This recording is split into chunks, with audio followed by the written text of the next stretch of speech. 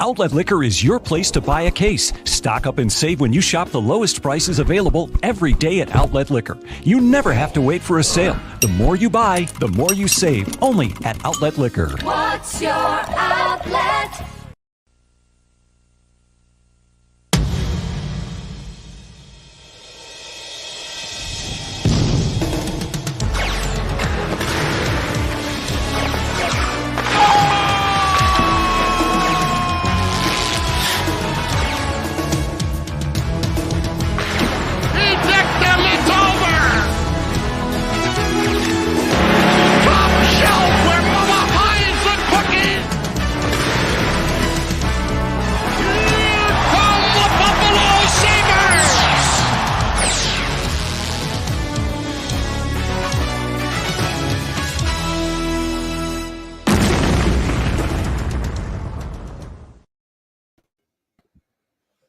Welcome back, ladies and gentlemen, to episode 95 of Two Goalies, One Mic. I'm Johnny Cullen, joined alongside friend of the show, repeat guest. I think he's been on more than that now. Yeah. There were a couple times where you weren't with us, Kyle. Eat shit, Dwayne. Kyle, always a pleasure to have you on, despite how ugly you are. I got a better mug than you, so I'm good. Well, I'm hey, I outkicked my coverage my whole career, so that's the way we do it. That. Joined alongside Dwayne Steinell as always. Dwayne, how are you? Struggling, buddy. Barely made it through. I'll hang up and listen last night after a fun Buffalo Sabres win over the Maple Leafs once again. Oh, you must have went 6 to midnight. Yeah, for sure. You know how much I hate that team. So it was a fun win. Owen Power debut. We're gonna get into that, but dealing with COVID right now. Tested positive again today. I had to get a test done for work and kind of hoping it would come back negative, but unfortunately it did not. So here we are. Well, we wish you a speedy recovery. Just one quick question. Is there a reason why the Outlet Liquor sign is directly in my? Am I that ugly? Like my parents. I mean, you could probably. My parents said you got to probably position yourself somewhere else if you would like. Well, I'm sorry. I'd like to, It was actually a stipulation for the sponsorship to. I really like calling your I just put it right under the Outlet Liquor. There you go. So rocking some Kyle Quick Gitch. It's turned into the Western New York College Prep Showcase. Kyle, you have better numbers, but 20 D1 coaches, 20 prep coaches, multiple people from USA Hockey, including David Lassonde, who was attending, who was a big part of allowing me to advance to the Ivan Helinka. Kyle, you've been able to grow this showcase into something that's not only obviously helped you be successful and learn more as a coach and make connections and use the connections you've already made, but it's given kids in the Western New York area a chance to make connections with these coaches that otherwise they might not have, right? There's a lot of money grabs out there. Anybody that has a kid in the game of hockey knows. So real quick, Kyle, what was the inspiration? How long have you been doing it? And what have you liked about the showcase so far? Yeah, this is the 8th summer doing it. I think the biggest thing, like inspiration, was I think my dad and Mr. Borelli back in the day. Back in the day. Yeah, those guys would bring in USHL guys. Well, I remember we did something similar, but it wasn't as big. Yeah, they would bring in guys, and again, for them. Let the fucking guy talk, Carl. Jesus Christ! Well, I was fucking there when it started. Yeah, I would say they brought in guys, and the biggest thing was it was more like localized kids. But the deal that they brought, that they had though, was if they brought in a USHL team, they had to invite 5 kids from the Buffalo local camp to their main camp, not pre-draft, not, to their actual main camp, which is kind of a big deal if you really It's think huge about it. because those other camps we used to joke in the when we'd run them as the stick budget camps. Yeah, exactly. The camp money makers, the team funding, Stick budget. Exactly. So my biggest thing was like, you see what they did back in the day, and then I started it when I came back to Buffalo with just McDougal, Levine, and Keefe. And I thought the first year was good. And then over the years, it's just evolved to more coaches. Mike was giving player evaluations to every kid at the camp, which I don't think there's a camp in North America that wants to do 300 player evaluations, but we try to do every evaluation based on, a couple games that week and give kids feedback. Because your use of video along with the other coaches, I think, has allowed that to be possible, which is why you don't see other people doing it. Yeah, I mean, I think like the use of video, I mean, again, like my biggest thing during that camp, like honestly, is like I let the coaches like run the benches, but I like just kind of watching from up top and like picking their brain while they're on the bench. Because the biggest thing is you're trying to give insight, to these coaches who are watching these kids for one day and trying to help a kid who, like Lawton Zacher, who plays for Nichols. I mean, trying to help him with, like Brown last year, like, hey, this kid's he's the best goalie we played all year. He's 6'3". Lit up Nichols. Didn't he have a great year this year? Was it the AJ or BC? No, Lawton's still at Nichols this year. You're thinking Walter, right? And Walter had a good season too, though. No, Walter was really good in the NA this year. Great. He's got a pro release. Yeah, he's got a really good release. But again, I mean, giving insight to these guys, again, like most coaches, like they can't, I would say, make a decision on their own for some kids. And sometimes they need that extra nudge, and that's where I'm there to, give them that extra nudge. Like, hey, like I've seen this kid play. Who's he compared to in your past? You've had a lot of kids play D1. Who's he look like? What's he expected to be in our lineup? So my biggest thing at the showcase, like over the years, it's, evolving every year. I mean, last year, obviously, we brought in David Lassonde. David called me this week. Hopefully, you get Brent Darnell there, who played, believe he played in Sioux Falls when I was in Lincoln. So I'm getting replaced. No, Brent's the player personnel guy. Oh, good. Another USA Hockey guy. Yeah, another USA Hockey guy who's a director of player personnel for them, which, again, I mean, I like David, like brought it up on the phone yesterday. And for me, it's like I want as many people there as I can get.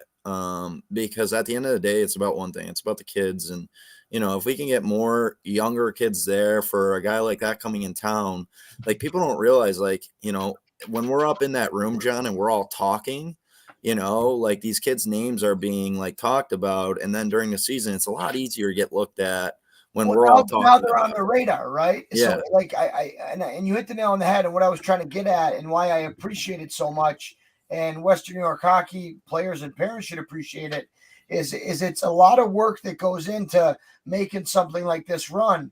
But ultimately, you're making some money off of it. But the main reason is the ability that maybe wasn't there for you and I in the beginning as Buffalo kids to get in front of these coaches. So now going forward into their, 16, 17, 18, 19-year-old seasons, that they can get really looked at. And now they're on the list and they're on the radar.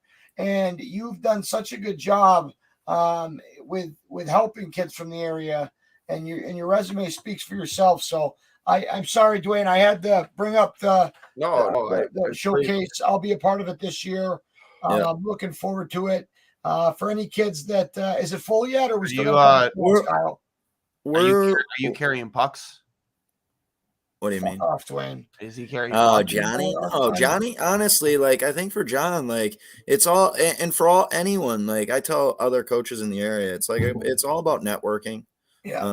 And growing your network. And for John, like, this year I told him I want him to come to dinners with us, and meet people, because at the end of the day, like it's only going to help me help goalies. It's about helping. Yeah. It's about helping everyone. And I try to invite people from all over town, even though they don't come. I just think it's, a disservice to their players by not coming and meeting people.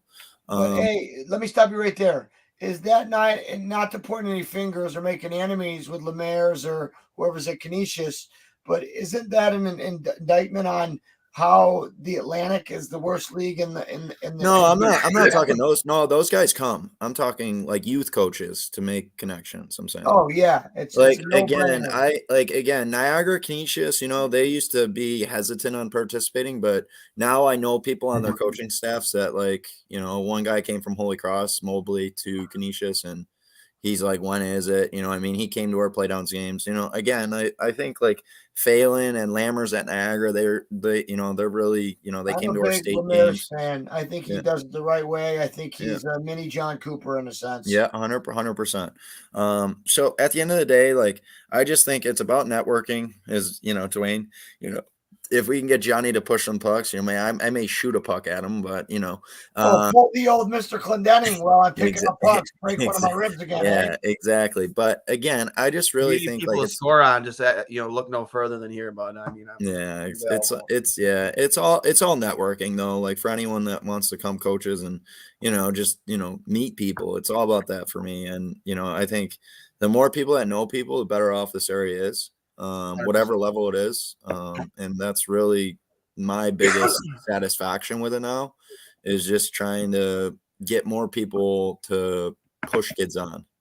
Is the right way to put it. Well said. And I just wanted to get to that first, segueing into what's next.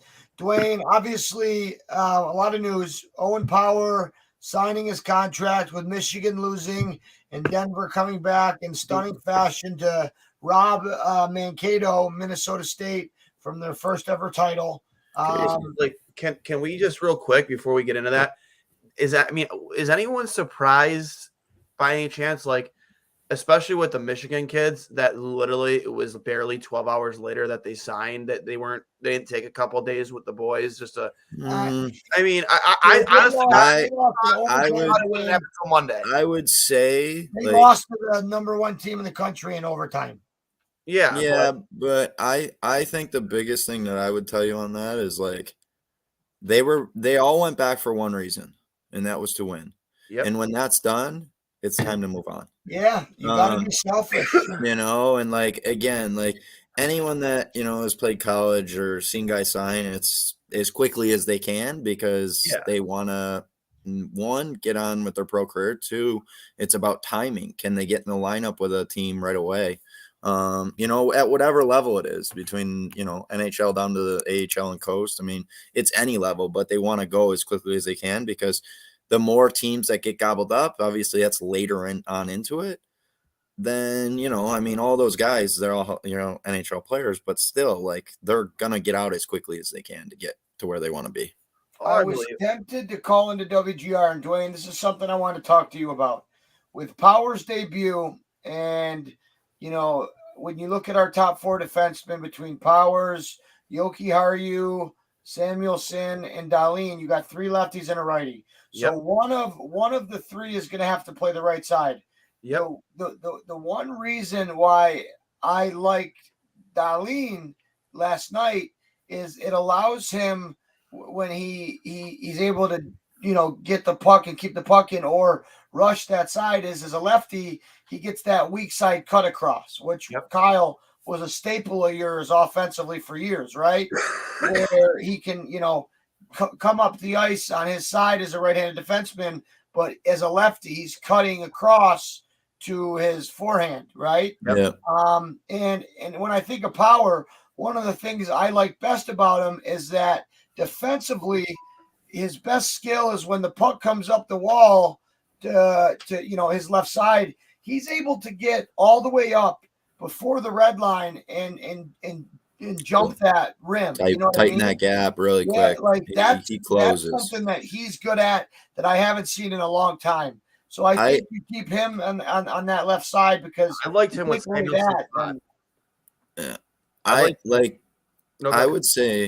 would say the biggest thing, catching, the biggest thing that I really liked last night was, and I know it's one of the highlights that they showed him, so it's whatever, but his 2-on-1 play.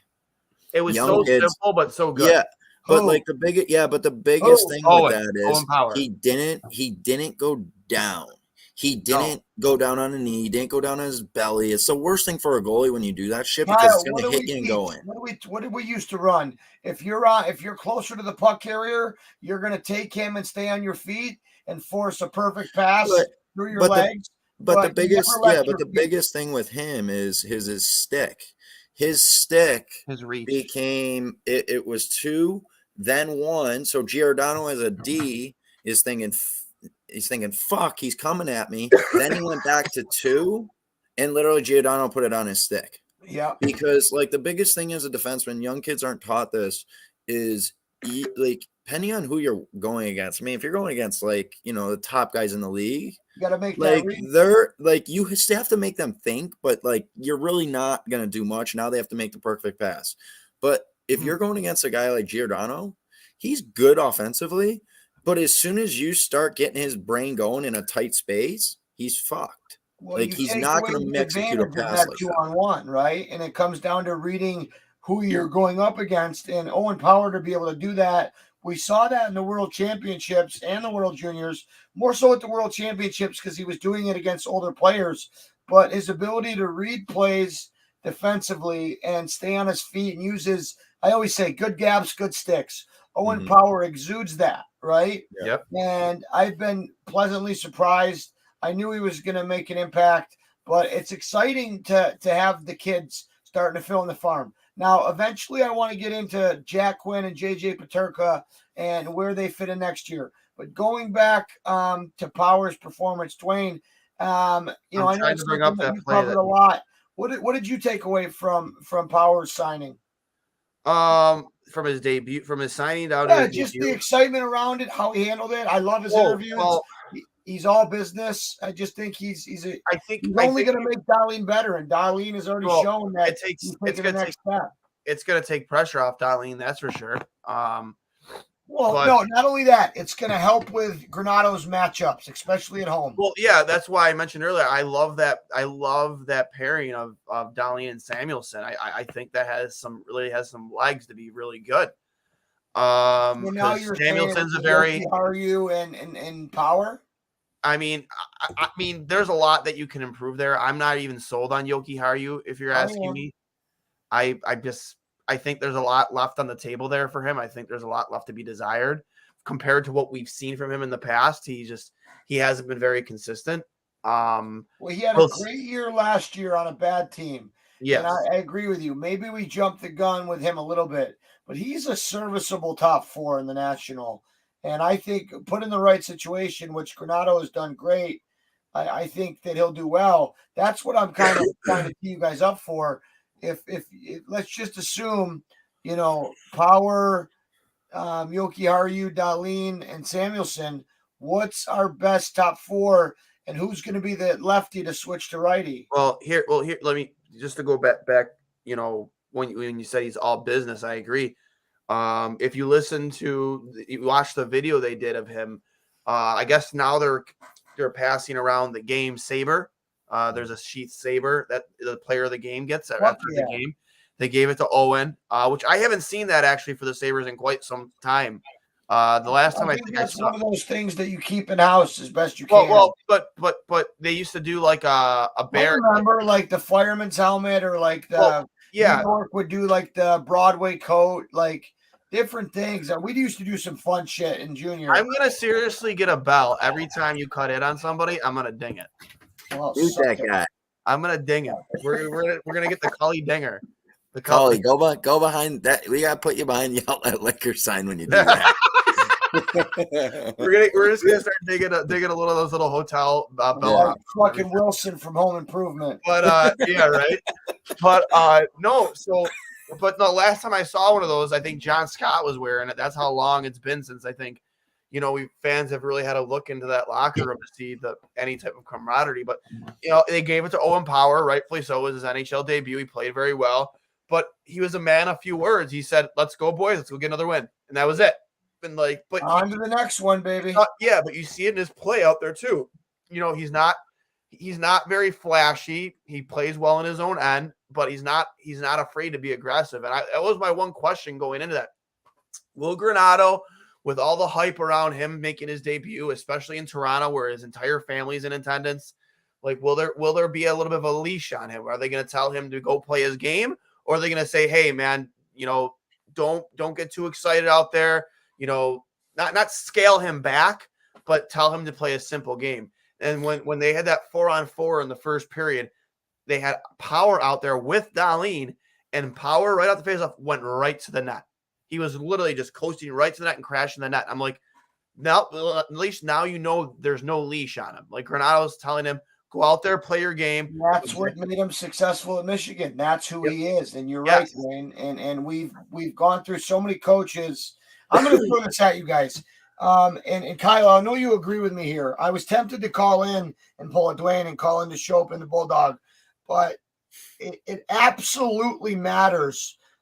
Me and Kyle and Dwayne, you too, we've all seen very talented players that have pro ceilings that because they're not in the right situation when they come into the league, they don't reach that. Now, Dahlin came into a very shitty and toxic environment. I really believe that.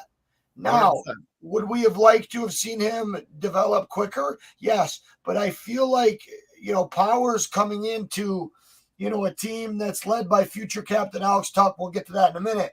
But you got the boys playing, and that matters for Owen Power so much.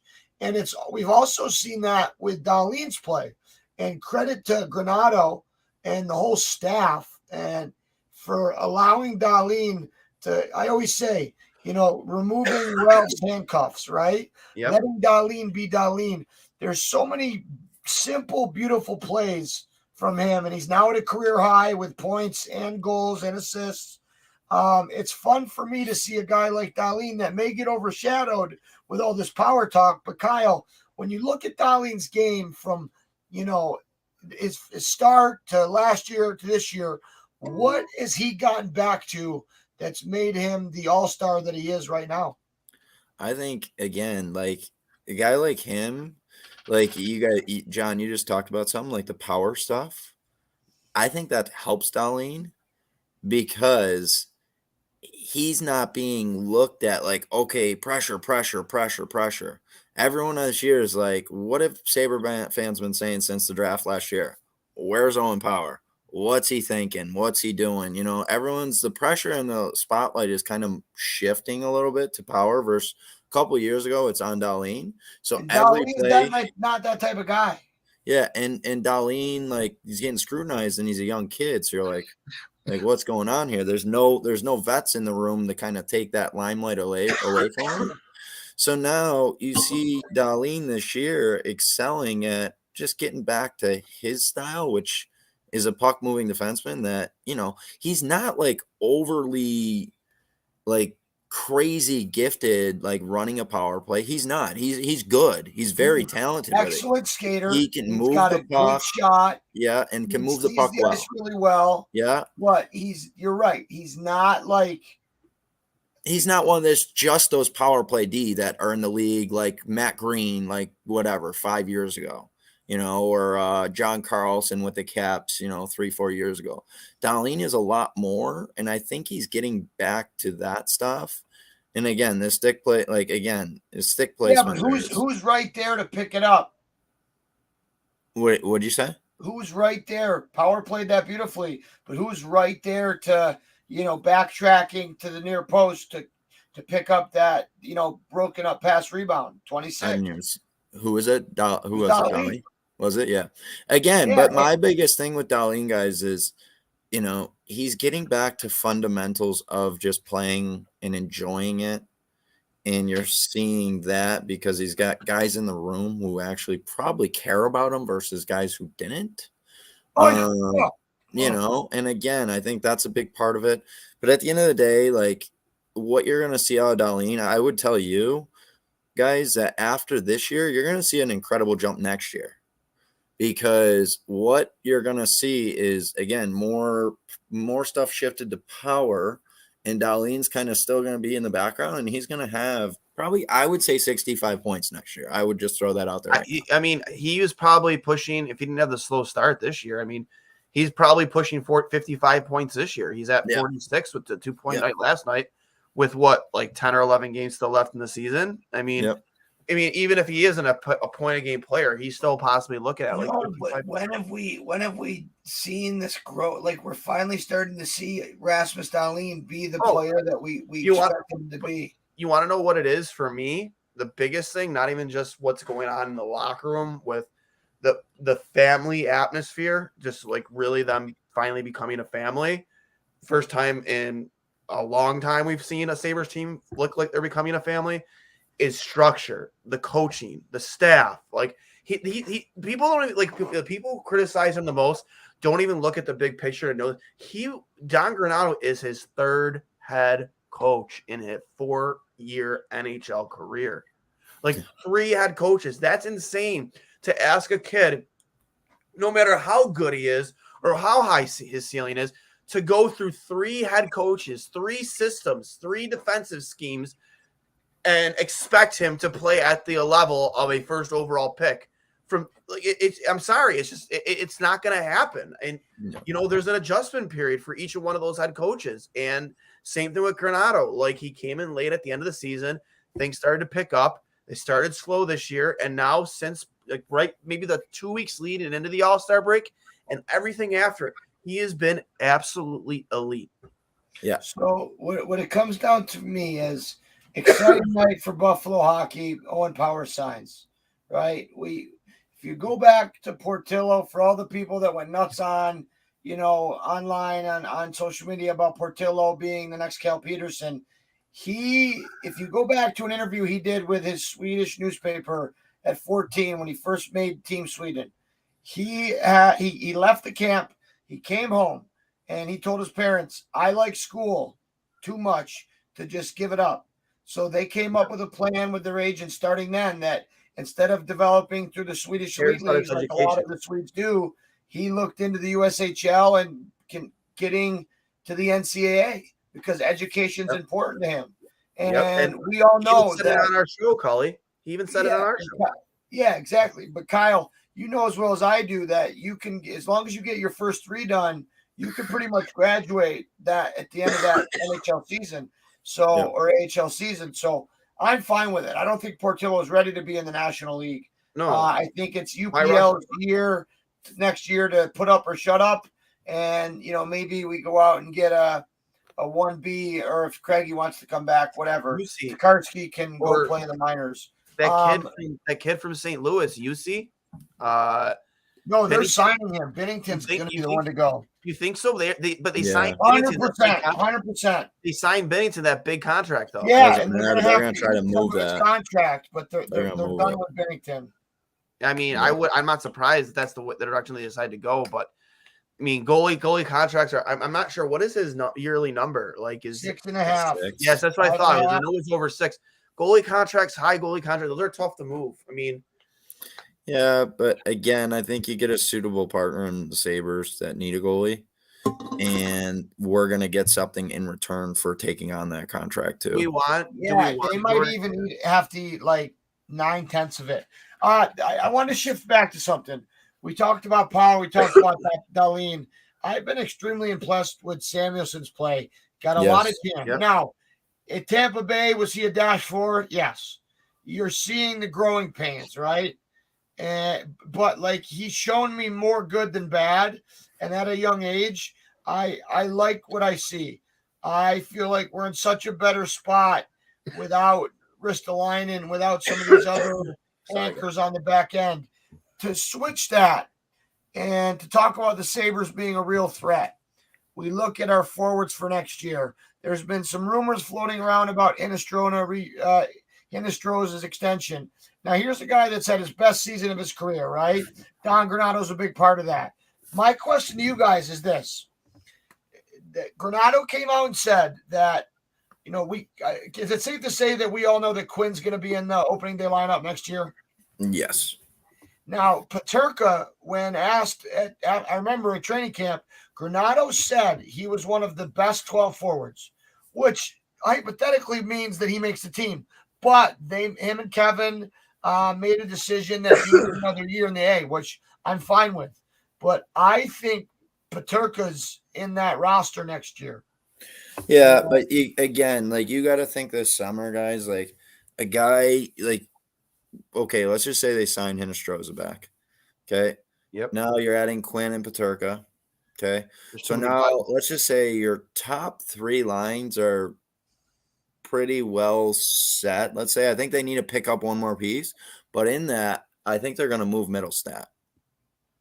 It just has to be the right return. Dwayne's brought it up plenty. He is the big question mark, isn't he? I mean, I think that's the what's moving the market piece this for him, summer. Kyle? I don't know. Right, I don't know what the market is, but I think it's kind of run its course here.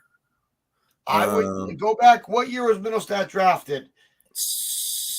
I want to say year before Spencer Knight. He's lucky. If it was Spencer Knight's draft, I'd lose my mind. He's a 98. Darlene was 2018, I believe. So he's think a 98 or 90. Yeah, he was 8th overall pick. I want to say he was 2017. Okay, so yeah. So listen, he sure went one to Jersey, Nolan Patrick to Philly, Miro Heiskanen to Dallas, Cal McCarr at what a steal, 4 to Colorado. Elias Peterson at 5 to Vancouver. Cody Glass at 6. Elias Anderson at 7. Middlestat at 8. Owen Tippett at 10 to Florida. Velarde to LA. Nick Suzuki to Vegas. Cal Foote to Tampa Bay at 14. Josh Norris at 19 to San Jose. Robert Thomas to St. Louis. Here's my point. Morgan Frost, Jake Ettinger are on that list. Henry Yokoharu, 29th to Chicago. And Eli Tolvanen, 30th. Here's my point, guys. If you can trade a Middlestat for, like, I know it's too late, but like for like a Nolan Patrick, like somebody in his draft that is you know what I mean? If you can get a player back, a young player back that, you know, is going through what Casey is, maybe just needs a change of scenery, I feel like it's tough because you look at Cal Foote staying in Tampa, Elias Peterson staying in Vancouver, Cal McCarr's definitely staying in Colorado. Yep. The guy that sticks out to me that would have made sense was Nolan Patrick, but he's in Vegas now, right? Right. Like he's in Vegas, yeah. But he's got a what do you call it? He's got a low cap hit there too, I think, which they're gonna need. I don't know what is Middlestat's. Real quick though. I know not off subject, but going back to what you said, Cully, about Samuelson and loving his game. Like this moment right here really stuck out for me with Samuelson, and this kind of proves to me that this team is so sold in on winning, even though like that they're out there to win for each other. That when you have a guy putting his body on the line in a season where you're already eliminated out of the playoffs, but you're standing in front of Austin Matthews on a 1T with this much space. This really just goes to show this locker room how much they want to play for each other, and just, you know, how good of a defenseman Matthias Samuelson is. Look at this. Where is it? Look at this. Just laying his body on the line in front of a Matthews 1T. See, really nothing to play for other than for each other. Oh, Kyle, how's that feel? Right off your inside foot. Like, Jesus. That's a broken bone. I used to think you guys were all pussies whenever you got hit in the foot. And then I played forward and I got hit in the foot and I yard sailed. But I mean, look at that, man. Like it is do you see a Buffalo Sabres defenseman doing that in a season that's lost in the last 2 or 3 years? No. I think again with Samuelson though, like, you know, his career, he's a 2000 birth year. Yep. His career has been developing late. And, like, you got to let him develop at his pace because he's done exceptionally well at his career as he's gone up, just staying at where he was and moving up and up and up and just developing at that course. And, again, like, that's what you're going to see with him up here. I mean, they've left him up here, obviously, you know, to develop and, you know, play night in, night out, and he's going to take his lumps. But again, a guy like that is, you know, if you're talking like a slot for him, I mean, honestly, I would tell you guys like he's probably a 5'6" long term. Yeah. And I think that's just because, I'm talking overall in terms of the depth of not who he plays with, but where he slots in terms of your D. He's a 5'6". And I think long term, that's going to be very beneficial because he's going to remind you of guys we've had in the past who can eat minutes when it comes to playoff times. Well, and can be a PK specialist at 5'6" when we are ready to contend and can pick up better talent to fill that top four. Completely 100%. agree with you. I have to read this to you guys because I think he's been slipping under the radar. I caught him at Kyle. Maybe you've seen him before I did, but the World Juniors 2 years ago in 2020-21, he had 10 points in 5 games. And obviously he played with Stützle and they were good on that line for Germany, right? Who are you talking about? Paterka. Oh, yeah. Guys, he's gone right into that. And this year, obviously, played 2 games with the Sabres to not start his entry level, but didn't put up any points, was okay. But in 62 games with the Americans, he's a point-a-game player, exactly 62 points, 24 goals, and 38 assists as a 2002. Like that to me, guys, Paterka's making this team next year. For me, it's going to be interesting as to where do him and Quinn fit. Again, I think I would see Paterka third line next year. I think Quinn's going to be second line. That's what I would say. It's fun for me to imagine, Dwayne. I can imagine your coach brain going crazy thinking about the different combinations. Yeah. Will it leave a guy like Casey Middlestat the odd man out? Maybe. Well, could be Asplund, could be fucking, I don't know. Is Okposo, can he repeat what he did? What I'm going to leave it on is I've no bones about it. Alex Tuch is your next Sabres captain. Oh, 100%. 100%. Why are you waving at me, dickhead? Because I'm trying to put you behind the outlet liquor sign. Yeah. No, I just Alex Tuch is the next captain of this hockey team. I really don't see a reason why you would have to put it on a Dylan Cousins. I mean, I get it. That's the argument I heard today. And to me, there's two reasons against that, Dwayne. Dylan Cousins will be fine and he'll play his same way with an A. Yeah, 100%. It's just Alex Tuch is the embodiment of what we want a captain to be, and he's the exact opposite of Eichel in that way. And Cully, you can back this up. I said put the C on him the moment he never had any. That's where I disagree. I think it's very important on when you do it. No. But no. I said me personally, I made the decision that he should be the next captain, and you can back me up on this. When he stood behind a podium after that trade, and his smile was literally ear to ear. How many guys, and I've said this plenty of times, how many guys after being traded from a team like Vegas to a team like Buffalo is going to have a smile like that and that excited to play for the Buffalo Sabres with where this franchise has been for a decade now? Like, you're not going to find, like, it's a huge minority of players that would, and the guys that would be excited to be in that position are guys that are probably like your Hennestroses who are just looking for somewhere to play.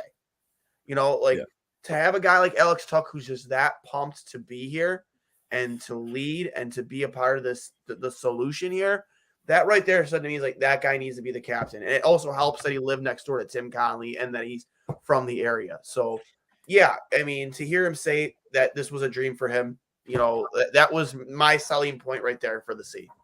My other point on somebody that will be a regular and I think will help put this team over the top or at least be a contender, Jack Quinn. You guys got to remember, he's a guy that lost a full year in the OHL.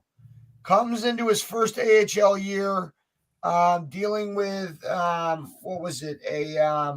He had mono. He ended up, getting hurt. I think it's maybe a hernia. I think he had a hernia. Yeah. But, like, here's what's cool for me. He deals with all that, gets to the A this year, and, his last season, he had 89 points in 52 games in the best junior league in the world in the A. Mm-hmm. And now we're looking at a guy that has been unbelievable, and if not the best player, one of the best players. He's got in 37 games, he's got 54 points, guys. Not to mention he's got 2 points in 2 games with the Sabres. Like, the AHL is a harder league than almost every casual fan believes it to be, especially for young, skilled guys. So for me, it's been so long that we've drafted well, where our best players on the Americans were guys that were still not even on their entry level deal and were studs.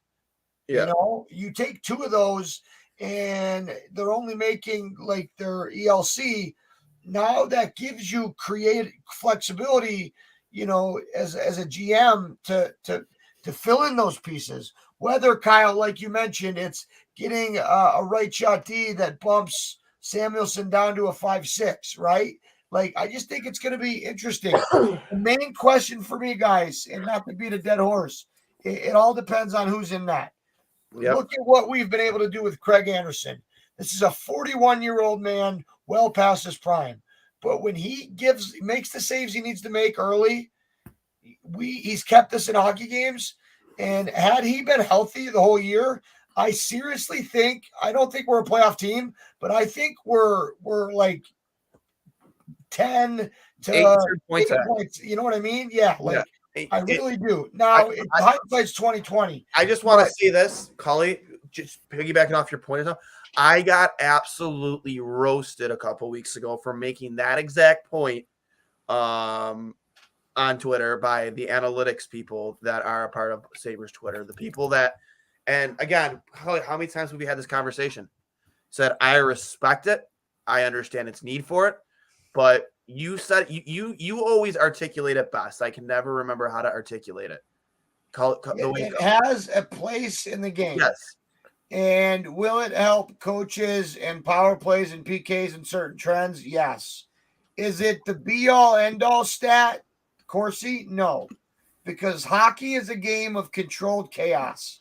Why I love it, why I think it's the hardest sport or position in all of hockey, and why I think goaltender is the hardest position in all of sports, is because football, you have a set play every huddle, right? Yep. Soccer, there's a lot of moving the ball around. Hockey, whistle to whistle, is fucking chaos. The best teams and the best coaches are managing to control that. But when you add that element in, I just think analytics can only tell you so much. Kyle, your thoughts? Before you cut in, Kyle, like I just want to piggyback. He's got that kidding grin on his face. I know. You know what's going on in that head. He's got something good to say. I can tell. No.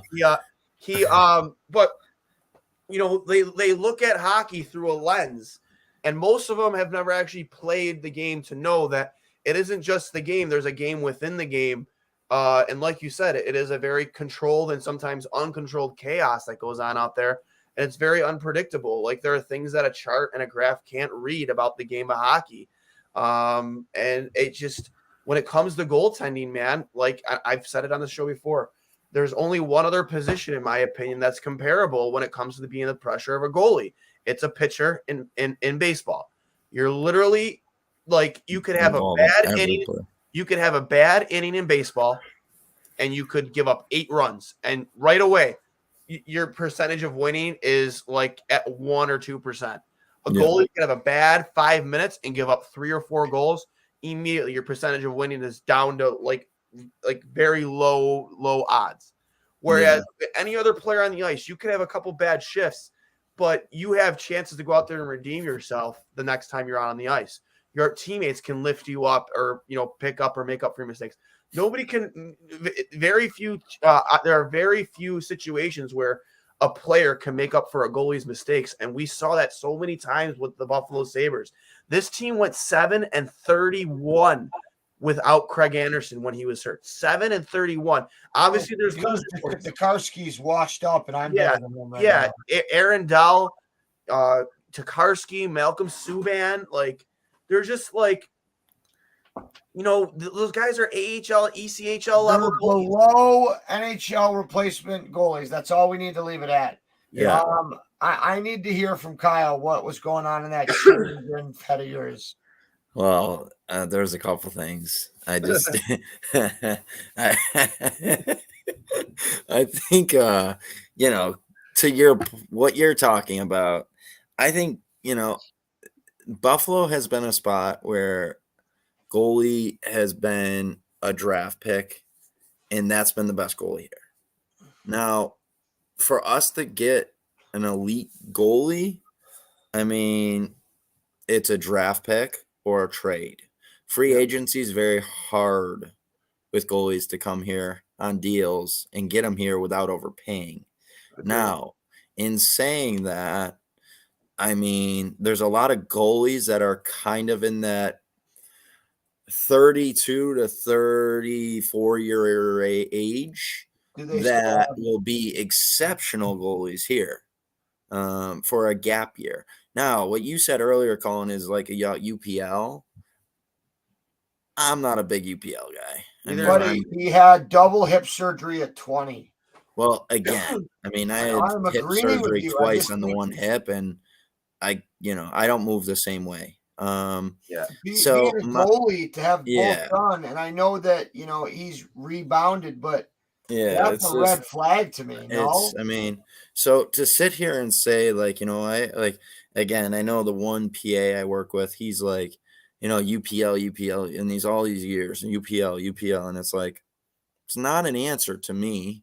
Now, what you guys are saying is, okay, let's bring the young kids up next year, then throw UPL in. Guys, I don't think that's a recipe for success at all. No, I think UPL should be your 1B, and whether it's Craig Anderson, if he's got another year left. Yeah, I don't think it's $5 fine for me. Sorry.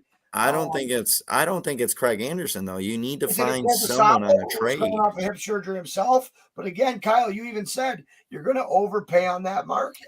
Yeah, but if you can, again, here's my question to you guys: How many first round picks do we have this year? Sorry, three. We have three, and I think two or three second. Now let me ask you. Three, but one's conditional. One's conditional. Okay, let's just say we have the three. Now, real question. Okay, this team right now is arguably, with the kids in the pipeline, with the development we've seen, we're a goalie, a top 6 forward, and a top 4D away from making the playoffs, with those kids developing and coming in and putting them in the right slots. Now, my question is why do you need 3 first-round picks this year? You're not going to use them all. I don't think you're not. You know what I'm saying? So why not use one? And again, my biggest thing is you can get a good defenseman here by overpaying, I don't know, $1 million. To get a good goalie here, you need to overpay by 2 probably at least, because they're not coming.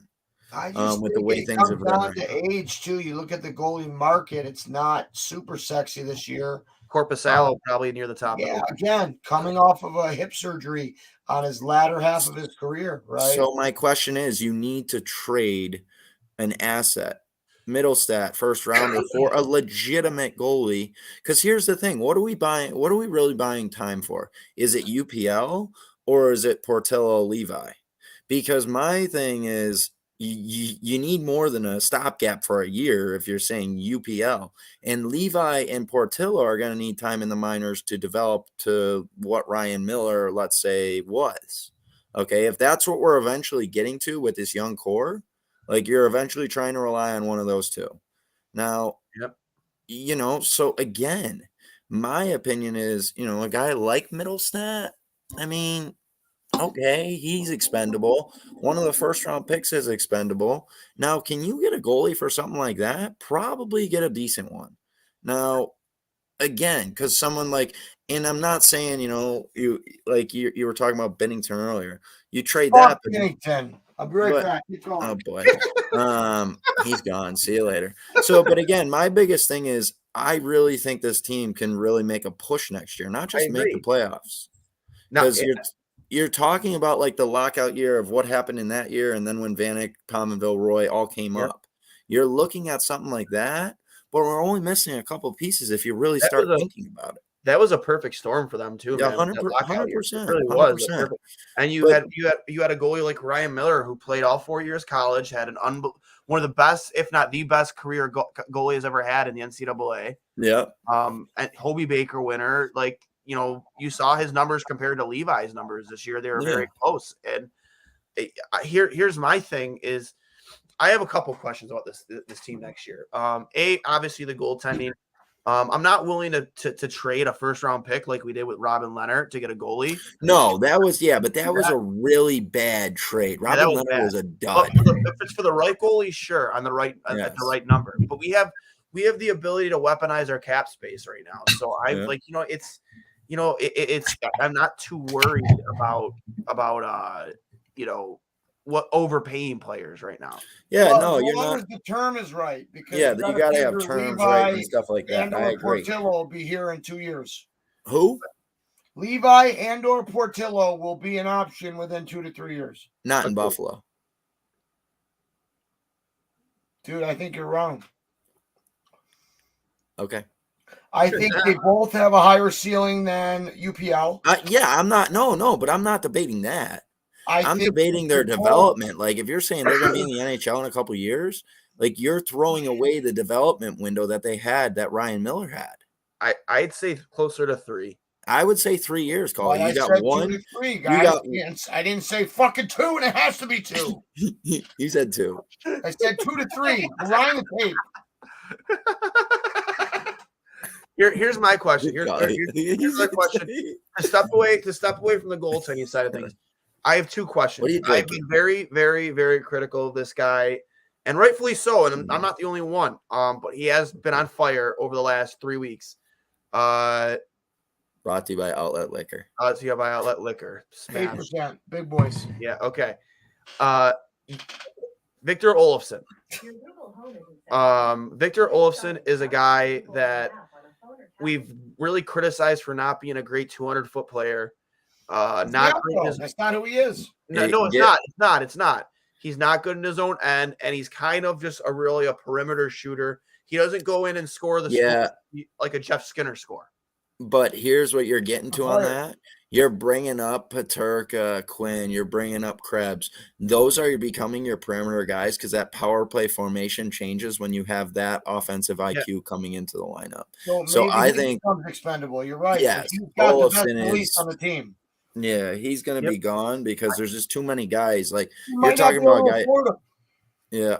You're talking about a guy that can rip it. Right? Go ahead. You're right. Like, you might not be able to afford him. He might be expendable. Middlestat might be expendable. And I think we'd be remiss, guys, if we didn't talk about the 2 things to me, outside of Dahlin coming into his own, outside of when the Sabres get replacement to average level NHL goaltending, we're there. I think when you talk about these skill guys coming in, now it's been so long since we've hit on multiple first and second round picks. You got to keep in mind, Peterka was a first round grade to me. So to be able to get him, I think when you go back to the GMTM and to whoever was after him, I'm blanking here. Botterill. I think you look at our first picks, or like Ristolainen, outside of Eichel and Reinhart. You had Ristolainen, you had Gregorenko, Gergensen. Like, in order to be good, and Tampa's found a way to do this, is they have enough contributing pieces, entry-level deals. Now, they've been very smart with how they've manipulated the long-term injury reserve. They have staples like Kucherov and Stamkos and Vasilevsky. But what I'm saying is, when you have these young guys that are able to come in at 850, whatever it is, as their ELC and play big minutes, Kyle, like, then that's when, as a GM, that's when you have room to spend, right? No, I totally agree with that, but that's what I'm saying. Like, trade for the pieces, like, not like, again, like, your window of those ELCs is short, right? So like so at the end of the day, 3, Johnny, 3, as we said with Portillo and Levi. Well, college or 4 for you college schmucks. Yep. So again, no, it's still 3. ELCs are still 3. No, Sometimes think 2. about it. Think about it. If you play your senior year, you get until August or July 1st or August or July.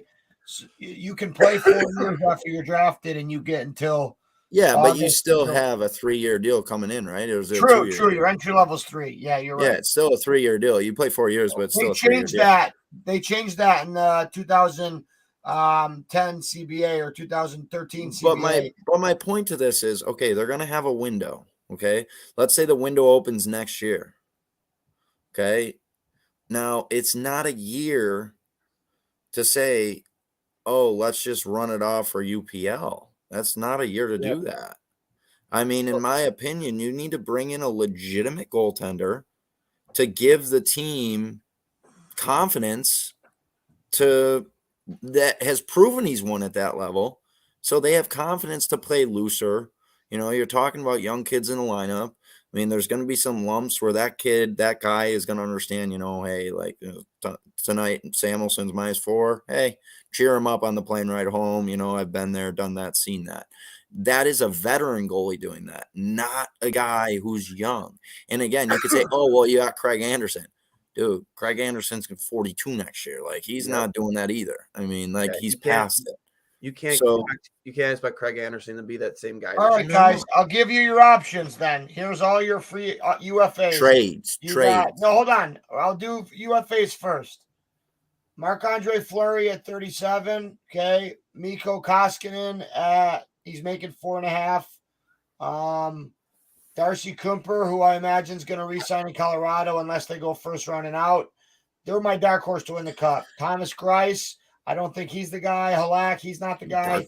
Korpisalo might be the guy. He's at 28, $2.8 million, but he's going to probably command $4 million. Corey Schneider's too old. Holtby's too old. Martin Jones stinks. Jack Campbell. I love Jack Campbell, and I would love to see. My top 2 on that list right now are easily Jack Campbell and Korpisalo. Huge. Cully had a huge heart on if he found out tomorrow they signed Jack Campbell as a UFA. Well, yeah, he would be so fired up, dude. But as I mentioned before, I had 2 points to make on top outside of the goaltending. After the Victor Olofsson thing, my opinion is Jack Quinn makes Victor Olofsson very expendable, right? He does a lot of the same things that Victor Olofsson does. He has a higher ceiling, in my opinion. He may not have as dangerous of a shot, but he's a better all-around 200-foot player. Yeah. Yep. And secondly, are we sold? Are we 100% sold on Tage Thompson as a 1C?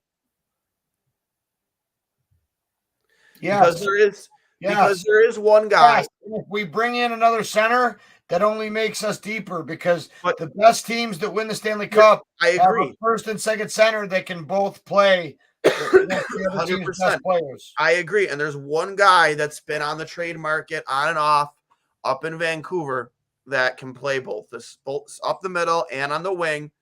He only costs 5.25 if you can get him to come here. Maybe you spice up the deal for him, offer him an extension, you overpay him quite a bit, and for this guy to be willing to, JT Miller. And he's a Bartlett guy. So. I got bad blood with him. He played with Plymouth. Nobody cares who you have bad blood with, buddy. Yeah, Dwayne, I fucking care. Yeah, don't fucking pull my fingers, okay? We don't care. You don't care. Well, you're gonna overpay for JT Miller. Vancouver is so hurting for him. Yeah, but point being in that is, it's a good move. Oh boy, my computer battery's low. That's why I just went and grabbed my fucking charger. I mean, we'll finish up here in the next 10 to 15 minutes. Can you get that long, quickie? I think so. I may go grab a charger. Yeah, but to your point, I think on that, like, I would grab another center, and I like the JT Miller option. I love JT Miller. And at the end of the day, John, you get him on a 3-4 year deal, and then that rolls into your next guy. I like JT Miller a lot. I just think that you guys are way underestimating. I'm not underestimating Vancouver's new staff. Yes, they could do a tire fire and dump everybody except EP and Hughes. But I think that JT Miller is so undervalued throughout the league, but inside the league, just like Wilson is valued, JT Miller is very valuable. And I don't think you can get him for what you guys think. I think a late first round pick. I don't think that gets him. But that's where that all that draft capital comes to play. Am I lying? I don't think they plan on extending. It's gotta be a sign or trade and sign. 100%. Yeah, I agree. You have 3 first-round draft picks to work with. You have a couple of seconds. Maybe you offer a first and a third, and he agrees to a 4-year contract. 100%. 100%.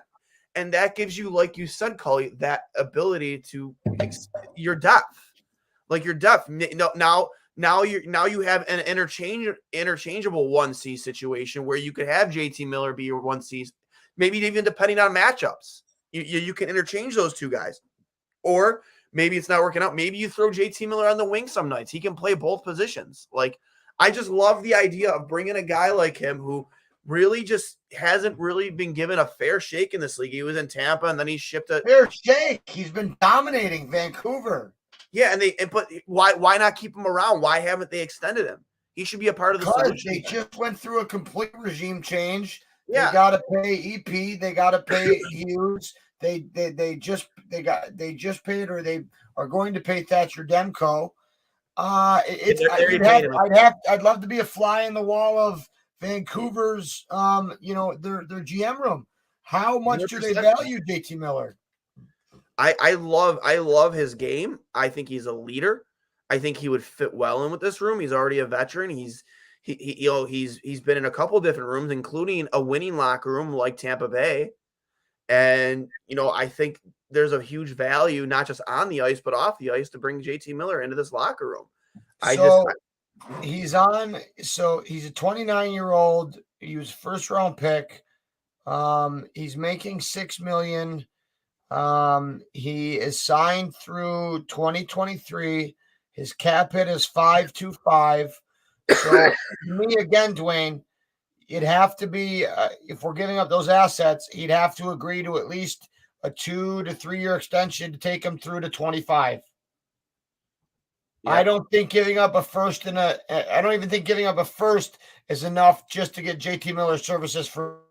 I think that'd be a thing where, hey, we're trading you and we want permission to talk to him about an extension before we pull the deal. And those types of deals happen more in the summer, right? So I don't disagree with you. I like JT Miller. I hate him playing against him. When you saw Tyler Seguin, Tom Wilson, Rickard Rakell on the ice as a power play, that was scary because he was the unsung hero. And JT Miller's only a year behind us, right, Kyle? Yeah, he's a year younger than us. He was part of that good 92 group. Yeah, that was a good 92 group. Again, I think the biggest thing, you got it again. Top 6 guy, 1 more D, legitimate goalie. And now you got something. You really have something to actually. I agree. I think even without JT Miller, you could be sniffing playoffs next year. But you add a guy like JT Miller, you really are in a tough Atlantic division to a really tough Atlantic division. Like, that really puts you in the conversation for the playoffs next year. Funny one was Molson's kid. I was FaceTiming him yesterday. I go, in the beginning of the year, tell me how bad the Sabres were. I go, how are the Canadians doing these days? Oh my god! He's just looking at me like, I go, yeah, they're not doing so well without Carey Price, huh?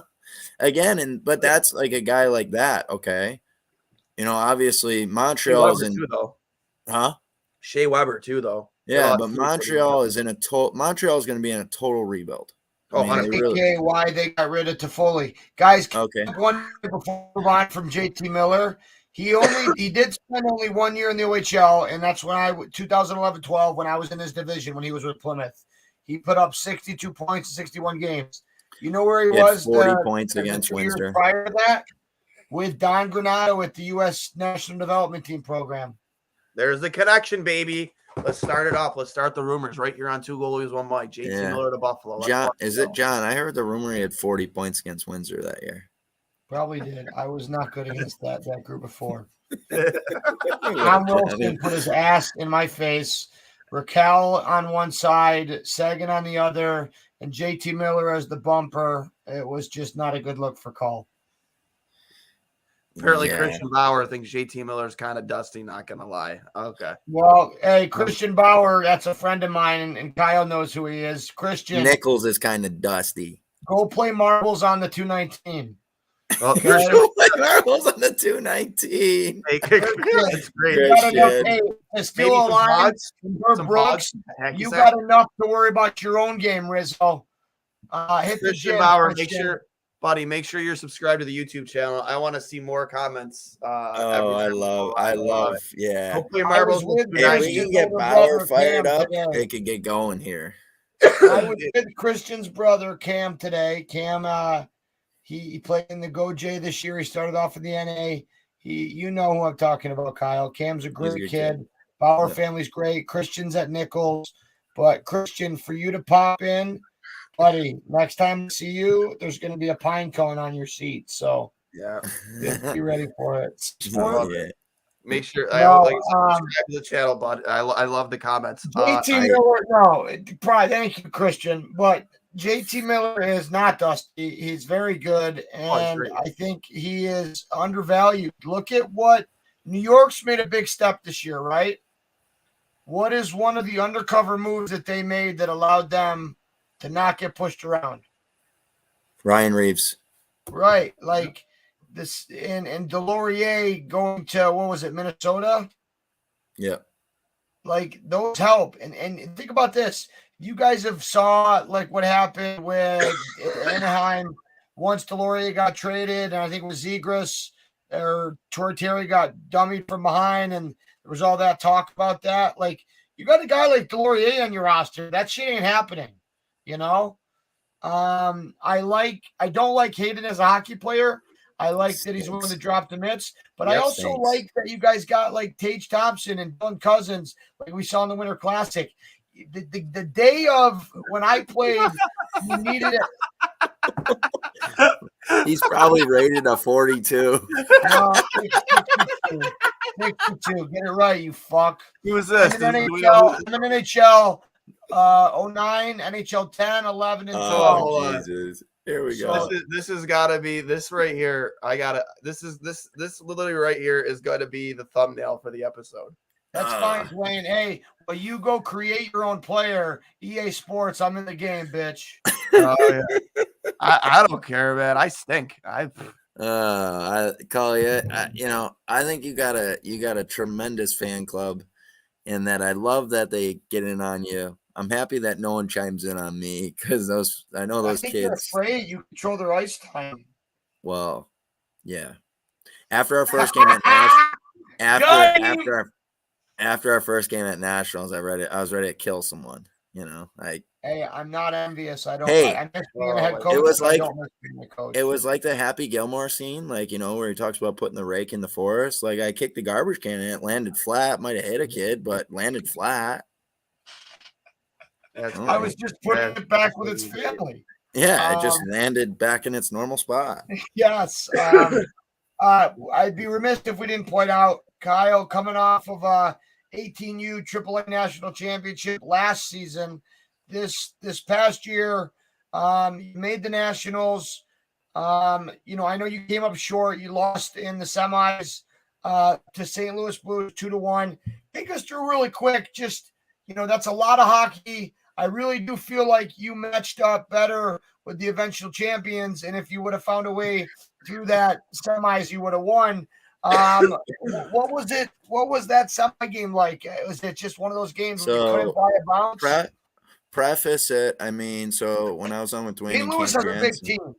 Yeah. So preface it though. When I was on with Cam Jansen, I talked to Dwayne about and Cam about Jeff Brown and Kelly Chase. And that was my first time seeing him since juniors.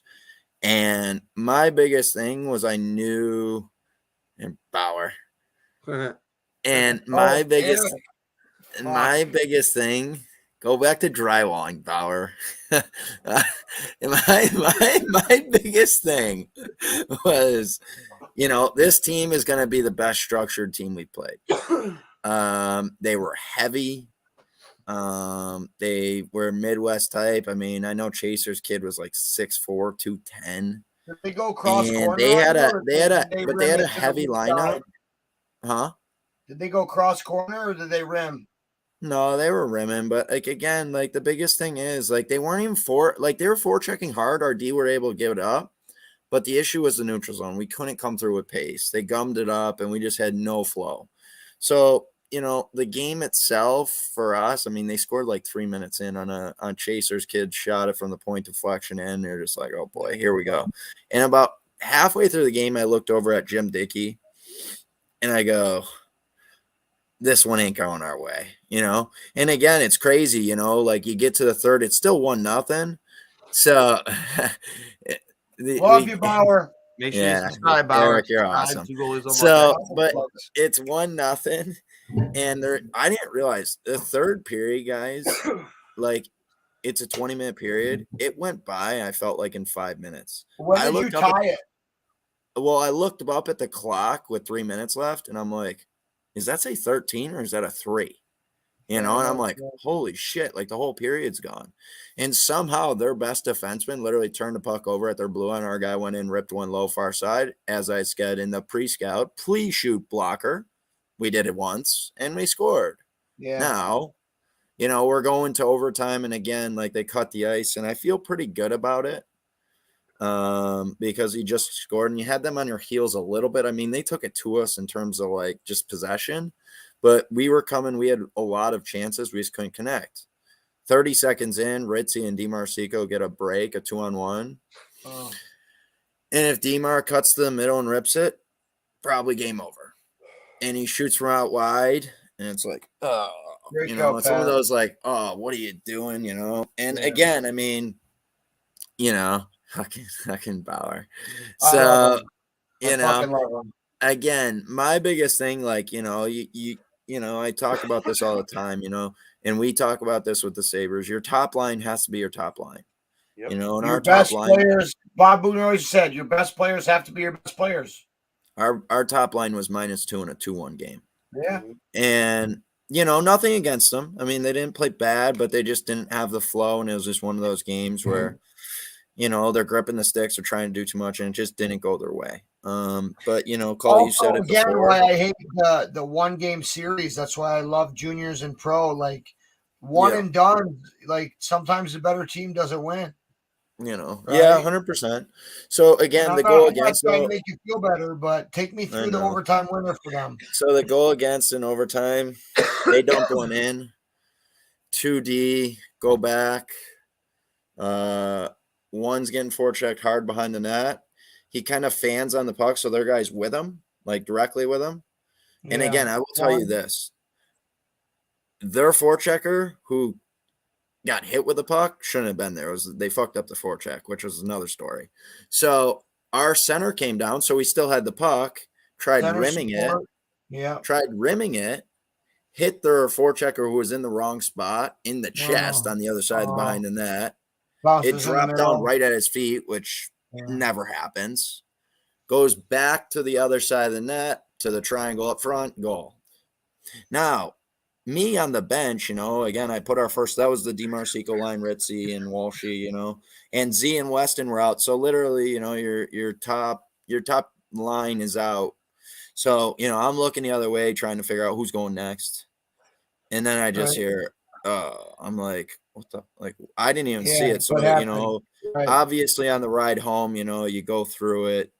We talked about it. You called me on the way home. We talked about that. It's one of those things that you can't fault anyone because it was a crazy bounce, but it's one of those things that I talked about all weekend and week in film is, D zone structure, and like making sure we have layers, the guy who scored the eventual winner, if either of our weak side forwards or our wings collapse low, their support in front. Should be the weak side wingers guy, right? Yeah, so again, I mean, just looking back at it, I mean, again, I'm not, there's no pinning it on anyone. Listen, you can watch it 100 times and point fingers. It's just one of those random plays. So it's just one of those things, but if you get like, not to interrupt, but like it's what we talked about earlier with analytics. Like it's something you can't find. It's one of those plays. Yeah. So again, my biggest thing on it, it's I look at it like with this group this year, and the group will probably laugh about it too. I would walk out of my hotel room, walk with my dad out every day, and my dad go, "How you feel?" And I would go, "I don't know."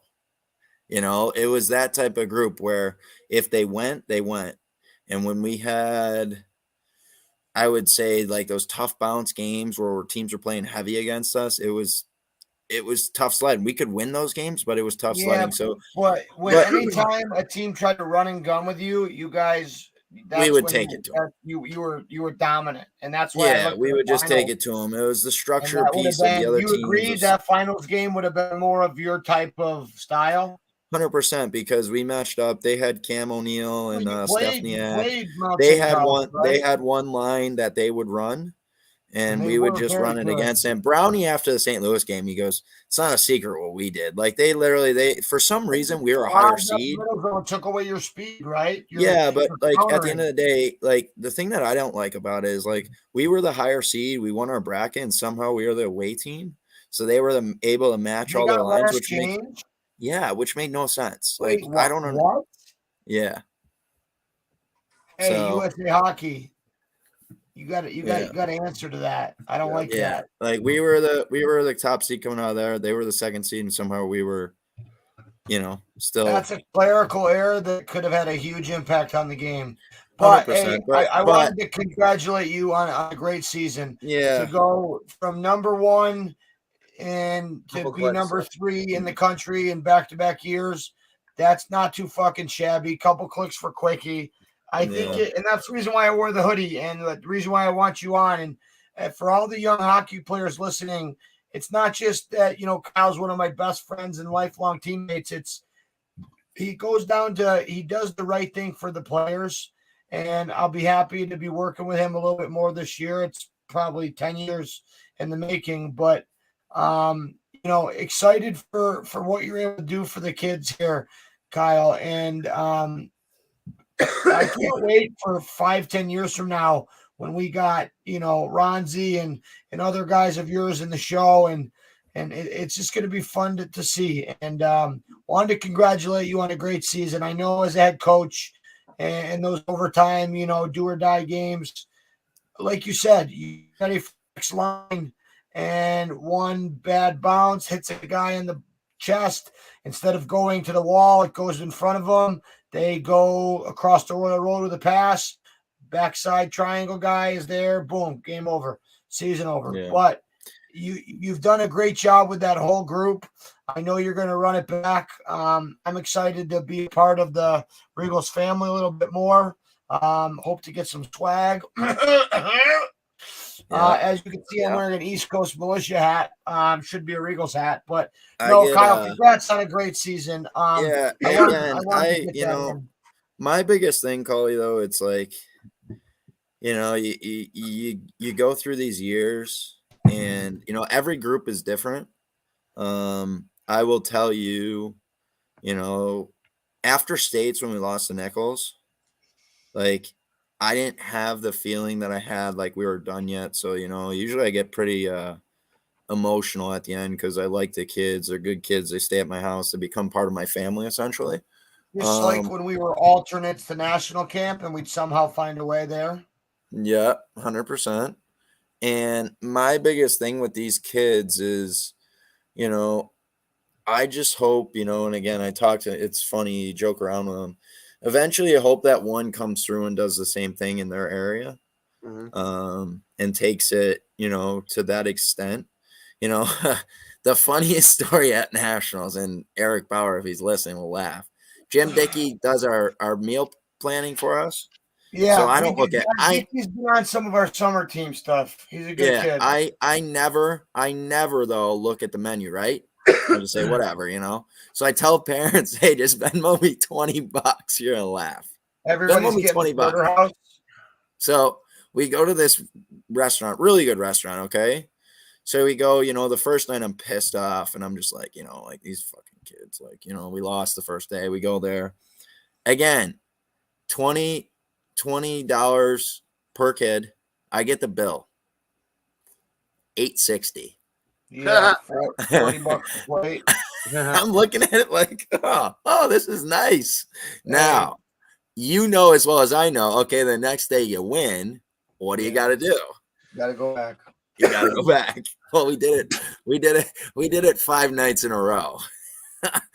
So again, Kyle, what you're saying is that you spent fucking $3,000 on team meals. $5 grand. $5,000 on food. That's fantastic.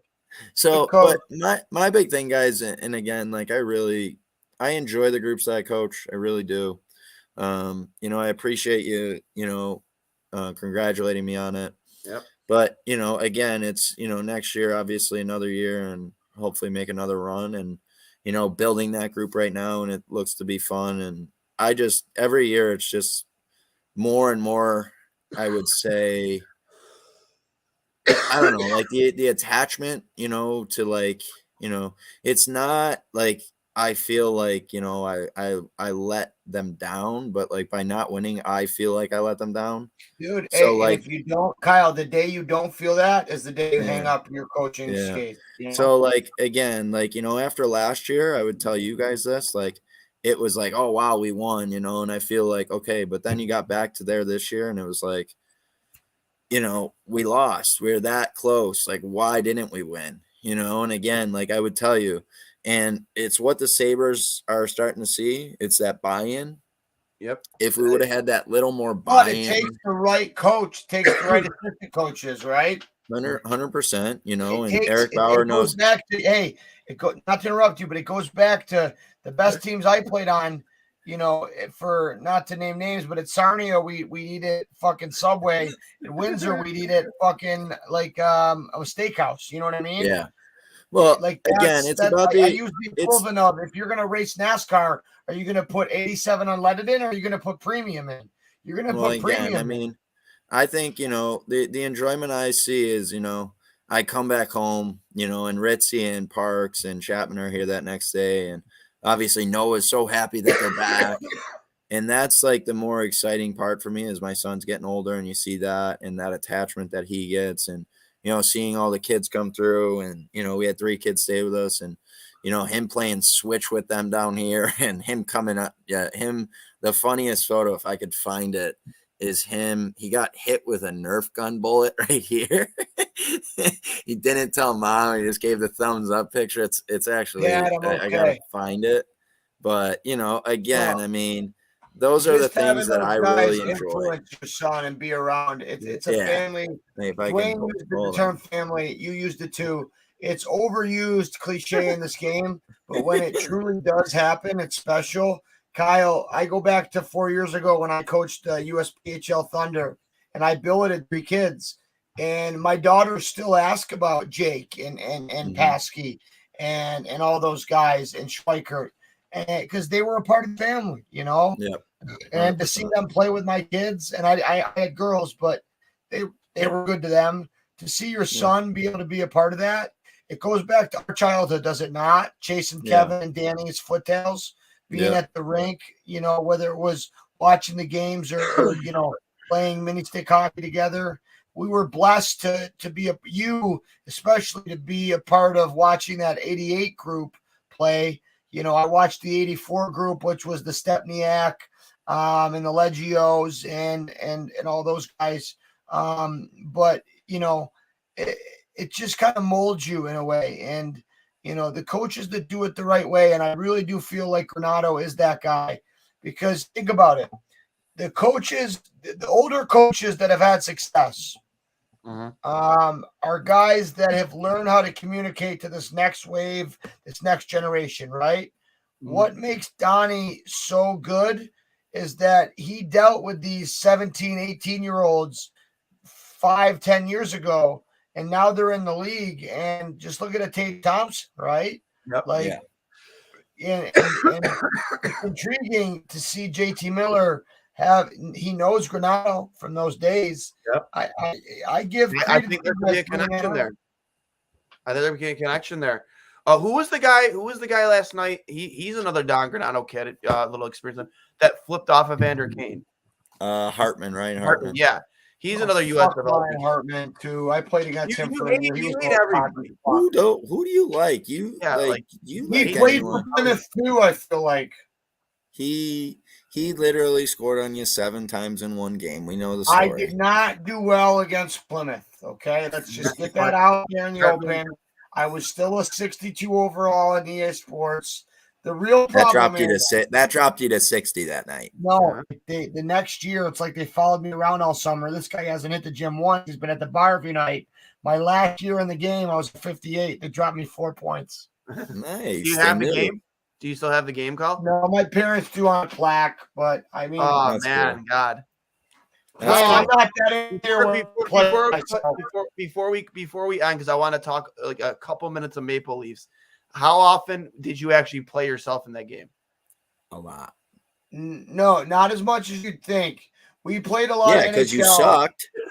Shut up, dude. My friends though would play like the Blackhawks against the Spitfires, and they would like pump. They'd send me the, if you hit pause and it shows you the score of the shot chart, it'd be like 13-0. Shots were 27-1, and Cully's save percentage was like 0.3. That was a real confidence boost. I didn't play as myself as much. Have I done it? Probably a couple of times, but they got my gear wrong in the game, so I was pissed. I always got bitter. Oh man, but I did get a check for $800 every year.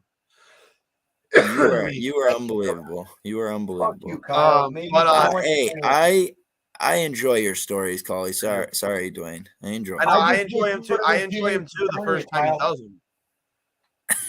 I enjoy him too the first time he tells them. Collie, we're all here for it. I antagonize him. I do. I love him. I just this is my new sign to Collie. I've been asked to change co-hosts multiple times, and I said I will absolutely not. I am not going anywhere. Oh yeah, I'm sure. Multiple times. Yeah. Multiple times. You might as well fucking call me the goddamn fucking wheels, because I keep the show moving, baby. Okay. God, here we go. Okay. Let's take a break and let's switch back to the Leafs. Leafs. We want to talk about a little bit of the Leafs. Hey, Dwayne, real quick, although he's enemy, props for Matthews, eighth guy in the history to get 50 and 50. Oh, 100%. The company he's joined, it's incredible. Not even Ovechkin has done that. Gretzky, Lemieux, all these guys, and it's special what he's doing. Listen, can they get out? I used to think that 3 weeks ago you could pretty much figure out what the East setup would be, but with Pittsburgh losing and Washington getting those 4 points, we might see some really interesting series here in the East. I'll pull it up. Bauer won a championship when I had to go train for a tournament or train for my job. Him and my dad coached a championship. I didn't bring it up when Barnaby was on the show, but I came to train as goalies for a week, and he still owes me for that. Matt, chalk that up. Good luck. No, I wanted to ask you guys, with Washington winning and Pittsburgh losing, okay? Like when you look at it, Florida's got it locked in at 110 points. They have 9 games left. The Leafs are in second with 100 points. Okay, Tampa Bay's gone on a little bit of a slide. They're at 96. Okay, the wild card, Boston and Washington are at 95 and 92, all with 9 games left. And then you look at the Metropolitan Division, and Pittsburgh and Boston. Is Boston? No, I got to do it by division. I'm all fucked up here. Yeah, no. So Boston's only a point back at Tampa Bay with the same games in hand for that 4th spot. And, for that 3rd spot, whoever doesn't get it is going to get that wild card spot. And then you got Carolina and New York fighting for 1 and 2. Right now, Carolina has a game in hand and they have 104. The Rangers have 102. And then Pittsburgh at 95 and Washington at 92 guys, 2 weeks ago, it looks like that was locked in place, right? But if Washington can surpass Pittsburgh, and then Pittsburgh has to play, it's just going to be really interesting because I thought things were more set in stone than they were. To throw this out there, guys, if Tampa Bay does get surpassed by Boston and they finish as a wild card team, it's like they would play. The first wild card team plays the first in either division, right? Or the second either. How does it work? 2 plays 3 in each division, and then the number 1 in the Atlantic and the number 1 in the Metropolitan, they each play a wild card team, right? You've lost me in this whole description of this NHL playoffs because you've been all over the map. Top 3 from the Atlantic make it. Florida, Toronto, Tampa Bay. Yeah. The top 3 for the Metro make it. Carolina, New York, and Pittsburgh. The 2 wild card teams are Boston and Washington. Hold on.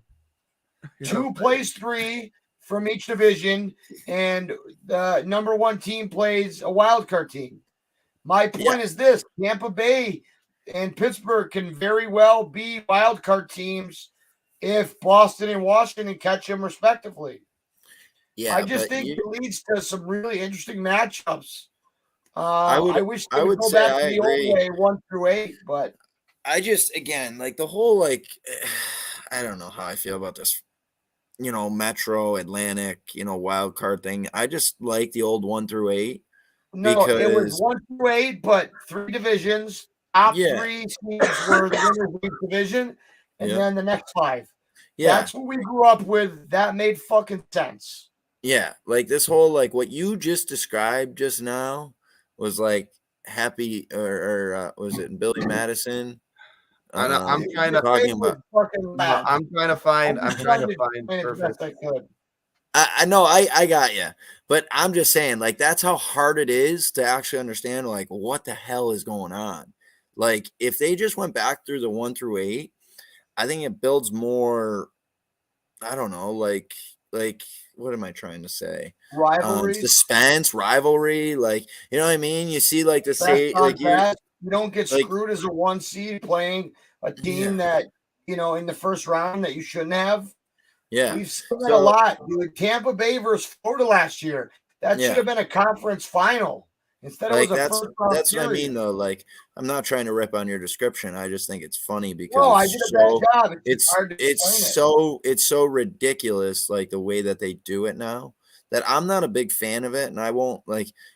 I think if you put it 1 through 8, you're more susceptible to get the average fan to actually watch because they can clue in on like what the hell's going on here. It's by points, and it actually makes sense. If they keep doing it this way, it's like the average fan is like doing what Johnny just did, like. What is this? Like, what the hell is going on here? And I know as we get closer, it makes sense. Like, it does. But, like, right now, you're sitting there like, there could be, like, 6 different matchups, and that doesn't make sense. The Western Conference is a little bit easier, right? Yeah. You have Colorado locked in at 1 in the Central. Minnesota is tied with St. Louis for 2-3. Minnesota has a game in hand. They both have 96. Nashville is in their division in a wild card spot with 89, but Dallas is right behind them, 88. And then, so they're all in, those 5 teams I just mentioned: Colorado, Minnesota, St. Louis. And then the 2 wild card teams as it stands is Nashville, Dallas. And then the Pacific, you got Calgary, that's pretty much locked up first. Edmonton at 90. Them and LA are going to be battling for second and third, but then you have Vegas. But the point being on Vegas. But the point being on Vegas. Okay, you run into Vegas as a wild card team, right? Who would they run? Who would they? Yeah. As of right now, they would play. Let's just say they passed Dallas as the last wild card team. They would play Colorado in the first round, which is insane. That was my only point. Thanks for the Charlie picture. I that was literally that whole 5-minute segment was that. That's all I thought about was I didn't see you either of there. you doing it, so I'm sorry that I wanted to do the numbers. Blame me for being accurate, you fucks. Johnny, I appreciate your description. As I just said, it's not blaming you. I just don't like the system. I don't really either. don't. That was my point. sucks. Like It sucks. Colorado to But win you, their but you to could win have their avoided your conference. whole description by just saying I don't like this system. Yeah. But no, but for Colorado to win their whole division, and then if Vegas does pass the Dallas, like then you got to play Vegas in the first round. No, hey, I pick them up tomorrow, so they're good. Thank you, Eric. No, I What did he say? hate the system that they have in place right now. In a perfect world, me as a hockey fan and me as a guy who hates the Toronto Maple Leafs, I would love nothing more than, and I know everyone wants Boston in the first round. I would love nothing more than to see them play Carolina in the first round and have them lose to Freddie Anderson. That would be an absolutely poetic ending to their season for me. Well, and again, like I don't think, like again, the whole point of this conversation was right now they do play Carolina. Right now they Boston, do. Boston plays Carolina. I'm sorry. I think if we're talking the Leafs, I just again like you brought up Matthews, you bring up the whole thing. They're strapped on cap. And what is the solution there? I mean, like, is there a solution there? Because right now, I don't know if there is with the way that they're structured in their cap. And at the end of the day, which team, Kyle? the Leafs. As soon as playoff starts, they can break all cap restrictions. Okay, but do they have someone on LTIR? No, I don't think So Toronto is the answer. Yeah, but that's my point, though. Like, them moving forward. Like, you saw, what's that jackass? Biznat, whatever the fuck his name is. Who cares? Oh, I had this talk today with Cam Bauer. Biznat has been shitting all over Buffalo strictly as a ploy because what's coming to Buffalo in a couple weeks? Dude, all he wants to, yeah, I mean, he's again. just doing it as a stage heel to promote it. Yeah. Oh, 100%. That's exactly what it is. He's admitted on the show that he's seen more Sabres games here than he has seen Leaf games, being from Welland. It's all an act. It's all to drum up hate and attendance. And Biz is great at that. But I'll tell you what, before we leave, I wasn't sure how TNT and ESPN would do. I like the TNT broadcast much better because you have Rick Tocchet, who I respect extremely, Gretzky, Biz, and Anson Carter, and then Liam McHugh, like he's always done, as a great, point man to kind of, like he did with NBC Sports. But with ESPN, Butcher Gross does a good job. Gary Melrose he's a dinosaur. I have no problem saying that. He is so wrong. For example, during the college playoffs finals, he said those something. Guys are jacky. Oh, don't get me started on those jackasses. No, but Barry Melrose said something like, "Oh, this guy did something wrong." 5 seconds later, that guy scores. Like, Barry, shut the fuck up. Dude, Butcher Gross, Barry, and I don't know, Colby Cohen's whatever. A lot of his birth year kids really liked him. Yeah. But again, those guys, I like, again, if you get Butcher Gross on a commentary thing, I literally I know people like him. I just turn the TV off. It's like, dude, you're trying too hard. Like, enough's enough. Again, all the tweets, like the kids tweeting at him and him firing back, like, it's like, dude, you're trying too hard. Like, come on, enough's enough. If they would literally, I like what you were saying, though, like, I like Barry Melrose, like, because he actually brings knowledge of the game.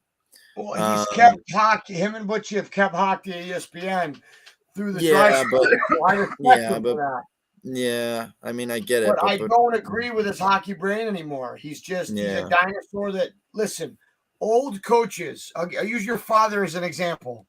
He has found a way to succeed because he's adapted to the game as it's changed.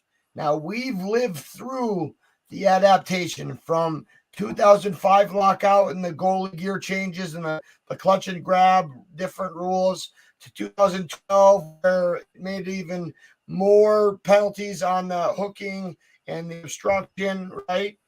I just think it's a different world. as a coach, Kyle, we're only as good as how much we adapt year to year, right? I agree. So going back to that, I know you want to talk about the Leafs, Dwayne. Kyle Dubas was the GM at Sault Ste. Marie. And at the time, the plan was at Windsor either keep Jack Campbell or trade me. Now, I know why they traded Campbell, because I would have gotten like a 5th-round pick and a washer or dryer combo. And Jack got pick. So, like, Kyle was the GM there before he took the job. This is a put up or shut up year for Dubas. Like, I don't know how else you put it. If they get bounced in the first round this year, everybody's fired. Everybody. The whole staff is gone. You know where I think they were wrong? And tell me if I'm wrong, Kyle and Dwayne. When they got rid of Lou Lamoriello, big mistake they made. I tend to agree. Yeah. I just think, Nothing against Shanny or Dubas, but Lou is Lou, baby. Yeah, it's that culture. But I think that this year on the island for him has kind of been like a one-off. Like, I don't know if that's on Lamoriello, right? Like the players just aren't performing on the ice. Like, he put the team. He put a great team. Goaltending been good. Yeah. Yeah. Again, I just think the Leafs, at the end of the day, they are a team that love you, Power. It's structured so poorly. Thanks for joining the show. Yeah. See ya, Bauer. Enjoy.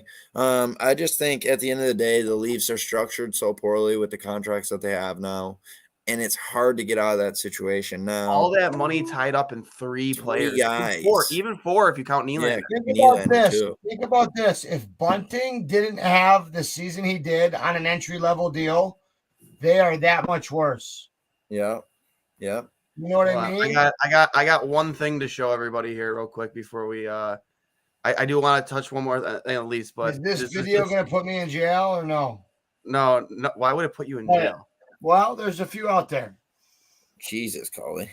Fuck off, Kyle. About the mail. Can we talk about the mail, please, Malcolm? I'm dying to talk about the mails with you all day, okay? Pepe Sylvia. This name keeps coming up over and over again. Every day, Pepe's mail's getting sent back to me. Pepe Sylvia, Pepe Sylvia. I look in the mail. Well, this whole box is Pepe Sylvia. So I say to myself, I gotta find this guy. I gotta go up to his office. I gotta put his mail in the guy's goddamn hands. Otherwise, he's never gonna get it. He's gonna keep coming back down here. So I go to Pepe's office, and what do I find out, man? What do I find out? Pepe Sylvia. Now, one thing. I'm not upset with the video. It was great. The fact that you drudged up my coaching picture from Fredonia, where I had no idea. They said there's a meeting at Thompson Hall at 4:30. Don't be late. I show up. All the players have their suits. I'm in class mode. I got my geek glasses on. I have to wear one of the other players' suits. You pick the worst picture of me ever. Yeah, I searched. I went on Google search. I typed in Johnny Cullen. For some reason, that was the only picture that showed up. I saw nothing from Windsor, nothing from Sarnia, nothing from Niagara, but there was a beautiful, beautiful class picture of Johnny Cullen. No, not a class picture, a staff picture. That's so nice, Johnny. That was Johnny. That was a really Johnny. That was your mom. Your mom and dad would be very proud of that picture. Mr. Cullen would be very proud. By the way, they said hello, Kyle. Oh, I love your parents. They're great. Oh, I know, and same to you. It was a treat getting to see your mom and dad the other night. Your dad, did you actually run into my sister-in-law, or was that just your dad? Like my dad. He sent me a picture. So hi, Deanna. I'll still fight you whenever, but no, I'm just kidding. I love you. She's married to my brother Danny. She would kill you. Well, it goes back to Kyle. We were lucky to have the older brothers pay the way for us. Yeah. Right. And the dads that were smart enough to pick up on it. And I appreciate what you do for the Western New York hockey kids community, for everything that you do. I started the show with this. I want to end it with this. I don't have you on just because you're a lifelong teammate and best friend of mine. And I didn't just rep this for nothing. What you do for Western New York hockey and helping kids. Listen, we're not New England prep school. We're not Minnesota high school. Outside of Nichols and, maybe a few St. Mary's, Will North, but You have to be able to play elite AAA, 16U or 18U to have a chance. Because these moneymaker leagues at the tier 3 level, like the USPHL, which I coached for 4 years, and the EHL and all this bullshit is such it should be a fucking crime.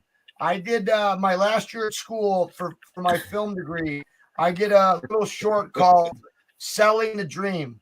Kyle, how often do you see snake oil salesman coaches in those junior leagues promise kids the world and then not deliver? Well, again, I mean, I get these calls, you know, like the one email I got. I'm not going to read it directly, but No maybe I will. name. Hold on. No name. Hold on one second. I'll just read this. Hey, hold on a second. Hey, Dwayne. Yes, sir. Socks. Keep going, Kyle. No name. So, hello, good afternoon, Coach Quick. My name is S. I'm a regional scout in the GoJ. I was at the New York State tournament. I was impressed with Daniel Lurie. He's going to Wesleyan next year. I was impressed with Joey Lavallo. Dylan Ritzkoian is going to the USHL next year. Hey, sorry, bud. These guys are all either going elite. Lee Parks going to the USHL. Buenzo, Fritz, Creech, Molson, Poitras, Strap, Sanborn. So he named three committed players and asked them if they wanted to come to their prospects camp. Not offer them a spot in camp. Not offer them a contract up front. Just I want NCAA Division I players, you know, one potentially on the draft list. Other guy is, you know, I mean, you know, 2 Northeast commits, you know, an RPI goalie commit. Hey, we want you to come to our prospects camp. Stick budget, baby. You know, stuff like that. It's like I get these emails and I see this stuff and I just like, that's why I do what I do, because it's like so intolerable and so embarrassing. Like to send me that email. Do what I do, Kyle, because there's so many people out there that are doing it for the wrong reasons and are trapping these kids and lying to them, say, hey, come out to this prospect camp. But realistically, they have maybe 4 to 6 spots to fill their main camp. Yeah. And they already have a good idea who those 4 to 6 kids are going to be. So they might take one kid out of their 4 prospect camps. You know what I mean? Yeah. It's a broken system. Like just like the lack of diligence and like just to send me that email and not even look one of those kids up and be like, because I had roster sheets out too, which is even more embarrassing. Like 30 seconds, or even if you had a roster sheet, it would take 5 seconds to see that, oh, he's committed. He's a draft pick in the U. Yeah. I have no chance with these players. It just goes to show that a lot of these coaches don't put in the work. They just want to fill their spots in these camps. Listen, if you get an invite to main camp, go. Because that's a tryout, right? Yeah. And sadly, the U.S. junior world has slowly become with the log jam at college with the extra year. Again, it starts with, I would say, you know, I was talking to someone about it today. It starts with D1 obviously pushing kids to 21. Now D3 are trending towards pushing the kids towards 21. Now club hockey is pushing kids towards 21. You're going to see a lot of D3 players end up playing club hockey. Well, and again, like D1 player, French players play D3. It's not going to be solved until 2024, Kyle. It's fucked up. At what point, though, my question is, do D3 and D club and clubs say, we have an age restriction that fucking put this in a balance? Like enough's enough. No, it would take D1 too. I get it, but again, like it's crazy to me that we are doing this to the kids. I mean, that's the system we're in. That's what we're promoting. And again, like the Lurie kid going straight to Wesleyan next year. Like I told him, man, like you know what? Year, he played D1, but he's taking. But at the end of the day, like he's a fringe guy. So you know what? Go be a CEO. Go be a CEO of a company. Education. Yeah, go be a CEO of a company then, and you know what? Enjoy your life, man. School, right? Yeah. So it's like Middlebury. It's like yeah, I mean Wesleyan's top notch. It's where Ryan White went. And again, like, dude, like, why do that then? Like, why even, again, I'm not going to mention leagues, but one of the teams wanted to talk to him at nationals. I was like, no. I go, I'm not even going to mention it to him. And I told him after he goes, I appreciate it. At the end of the day, it's not like, it's crazy that like we're in this system. And again, I feel bad for the kids these days of what we're dealing with. Me too. I don't know what I would do because, like I said, the whole problem will not be solved until the 06s and 07s go to school. That's how long, Kyle, this trickle-down problem will exist. Dwayne, before we end the show, anything that outside of that you wanted to talk about? No, just obviously we touched on a little bit of Toronto, a little bit of the business with Biz coming at Buffalo, obviously promoting the Chicklets Cup. I've been very active with it too, because obviously, all publicity is good publicity for two goalies, one mic, and we did get some interaction from Biz last week, which was pretty cool. Posted this one today that did pretty well. Overall head to head between Buffalo and the Leafs. I don't care what you say about the recent success of the Leafs over the last 5 years. Buffalo has absolutely owned the Toronto Maple Leafs head to head of playoff appearances by two playoff. Yeah, that's really not that many. Yeah, it's by 2 total playoff appearances. But the Buffalo Sabres, even though they haven't made the playoffs in 11 years, have won a playoff series more recently than the Toronto Maple Leafs. I know, and that's your go-to chirp. Yeah, it really is. I think that the Leafs are going to have to trade one of their big forward signings. Who is it though? I don't want to answer that right now. I don't know. People seem to think it should be Matthews, and I don't see why it should be. Like, no, it'll be again, it shouldn't. Yeah, but here's the thing. It shouldn't be him, but I think he's kind of sick of being there too. Yeah. Well, I mean, hey guys, it opens a can of worms where I've heard Elliot Friedman talk about McDavid's tired of being in Edmonton. Could you imagine? Confirm that, Dwayne. Honestly, in our interview, Kyle Butchergross said that he wouldn't be surprised if Edmonton doesn't take the next step and win a few rounds, that McDavid might not test. Why would you want it? Why would you want to stick around? It's not. First off, I mean, outside of just the glory days of Grant Fuhr, Gretzky, Messier, Yari, Curry, okay. Outside of all that, like, what is the advantage of playing in Edmonton for him? Like you don't get the exposure you want nationally because you play 3 hours behind everybody else. Like, you're not highlighted by the NHL often enough where the entire country, all of North America can see. Well, I think the whole entire country sucks his cock, but I agree with what you're saying. But you know what I mean? Like, you want No, just say it straight out, Dwayne. You want to win. You want to win. Yeah, you want to win, I man. saw Connor McDavid in person because DJ Smith was my coach in Windsor. He coaches the Senators now. He took over for Oshawa. He won a Mem Cup with, Cerrone? Cerrone scored the Mem Cup winning goal. Kyle, remember that? He's on Tampa Bay. Yeah. Sorelli, sorry. Yep. And I went down to Erie and they played in the final, and that was my first time seeing McDavid live.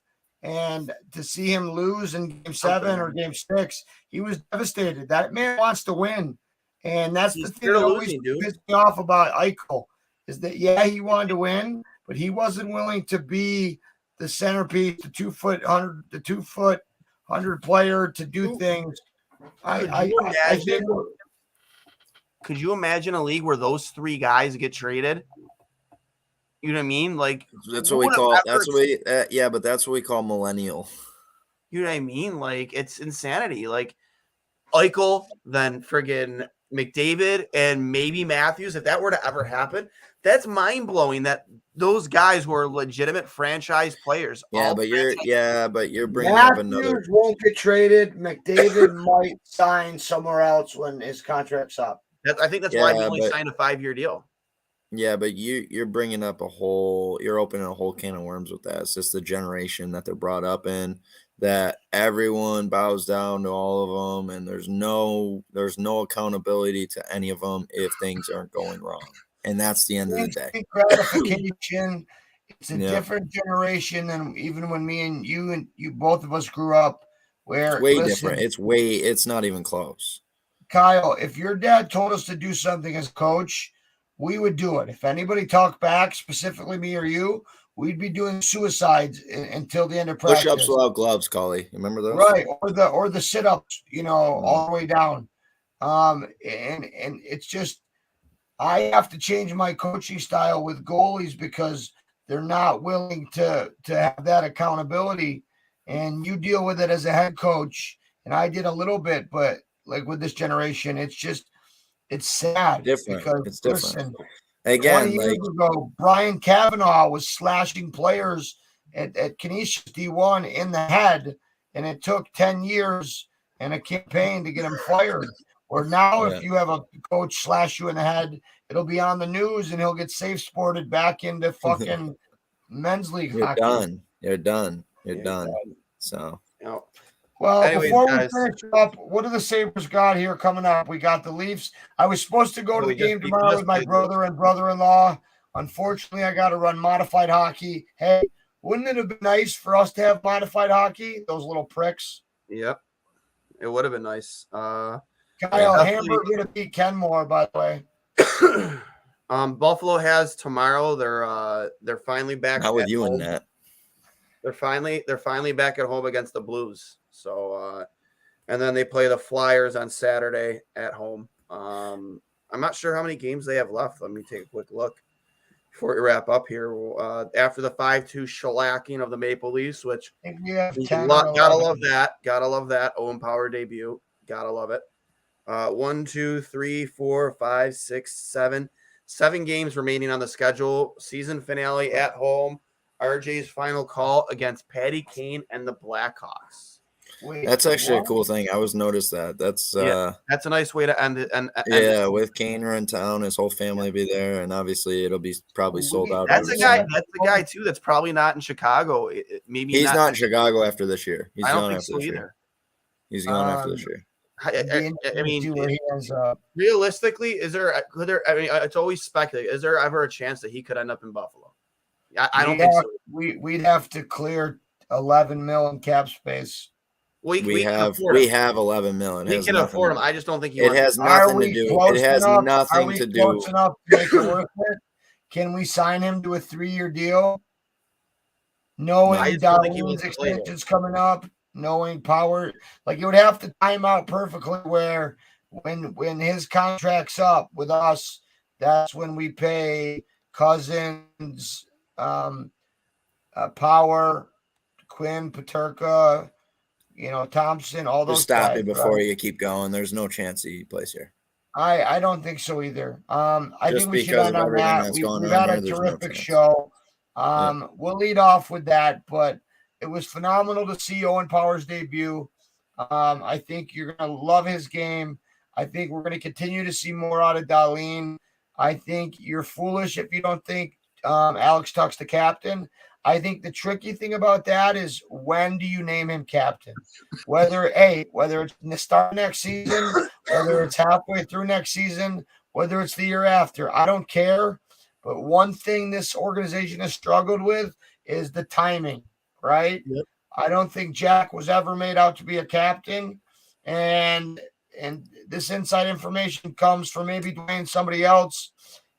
Josh Allen, Buffalo's favorite child, did one Pagula Sports Entertainment commercial with Jack Eichel, and he after they did it, he said, Josh Allen said, I'll never work with him again because Jack was late.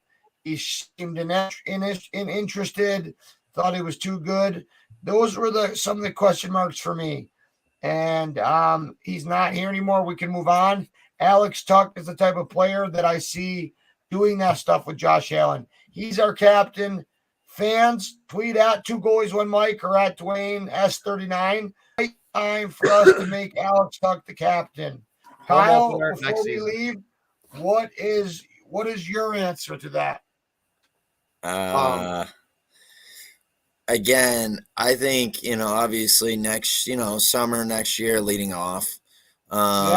Just because at the end of the day, you want to set the culture right away and let him do it in the summer and get the guys here, get them working out, get everything dialed in. I agree with The that. sooner the better, but I think sometime this summer. I agree with that. Right. I would normally say for a fan like affair, have it be on opening night, have him do make that opening lap with the C on his jersey, let him live out that dream of being the captain of the Buffalo Sabres. But that makes more sense, obviously. Have him take that role on during the summer, with familiar faces and hopefully some new faces, whether, maybe JT Miller is a Buffalo Sabre. Maybe, you have other faces in here. You don't know what this team is going to look like come September, October next year. And we'll wrap up there. Episode 95. Kyle, always a treat having you on. Love you. I'll see you soon. Tell family I said hello. Tell your little one I said hello. We got to do a play date soon with my girls and your boy. That'll be a hoot, eh? Yeah, that'd be fun. Yeah. As always, a pleasure. Always. Going on 2 hours now. I got to get up and with the kids. Hey, remember when you said you had to be done by 9:30? Yeah, well, I'm a team guy. I didn't last 4 years on talent. I'm a glue guy, so no. Talk for 90 minutes of it. Outlet Liquors. A 30-minute playoff bracket breakdown. Jeez. Eat my asshole, both of you. I love you. I love you, Kyle. You're the best. Kyle, thanks again for coming on. Yeah. Dwayne, as always, episode 95, 2 Goalies, 1 Mike. And listen, please spam Dwayne at 2 Goalies, 1 Mike at Dwayne S39. Tell him what you think we should do as far as naming Tuck captain. What free agent goalies or potential trade targets like JT Miller could be there. We'll be sure to address it in the show. Any last words, gentlemen? Just go Sabres. Go to bed, Cully. And love you all. And good night now. Thank you. Appreciate it, guys. 95 Outlet Liquor for a place to buy a case. Go to Dwayne's house. He's got enough there. Love you guys. We'll see you episode 96. Kyle, thanks again for joining us. See you, Johnny. Dwayne, thank you. Appreciate it. Talk to you. Brother. Bye. Right out. Peace.